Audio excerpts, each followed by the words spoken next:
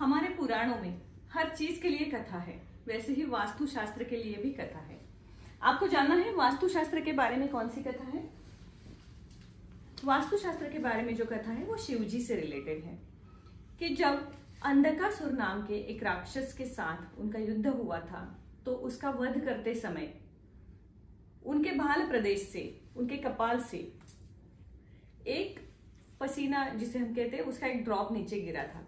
अंधकासुर तो मर गया, लेकिन शिव जी वो इतना शक्तिशाली था कि उससे युद्ध करते समय शिव जी भी थक गए और फिर उनके भाल प्रदेश से जो एक पसीने का ड्रॉप, एक बूंद नीचे गिरी, उससे एक भयानक अकाय राक्षस पैदा हुआ। अब था वो शिव जी का पुत्र ही। युद्ध के दौरान शिव जी इतने थक गए थे कि उस बूंद से पैदा हुआ जो राक्षस था वो बहुत भूखा था और जो चीज उसके सामने है उसे वो खा रहा था।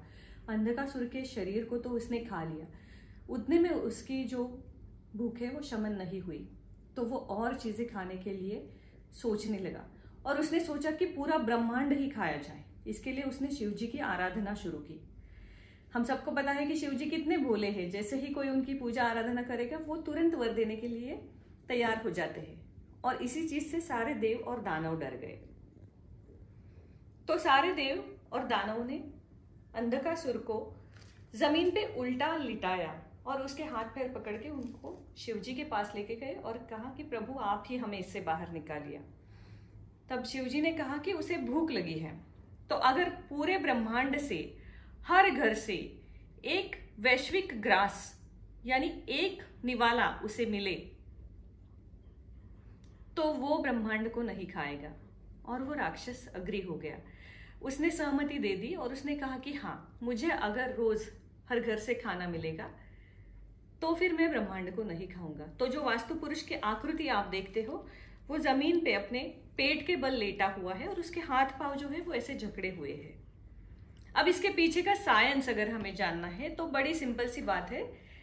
जब हम बहुत ज्यादा, साइंस ने भी प्रूव किया है, हम बहुत ज्यादा मेहनत करते हैं या जो लोग हैं जो बहुत ज्यादा मेहनत करते हैं, जो कंस्ट्रक्शन वर्कर्स या रोड साइड में जो रोड के काम करते हैं, डंपर चलाते हैं, इन लोगों के पसीने में स्पर्म्स के काउंट पाए गए हैं।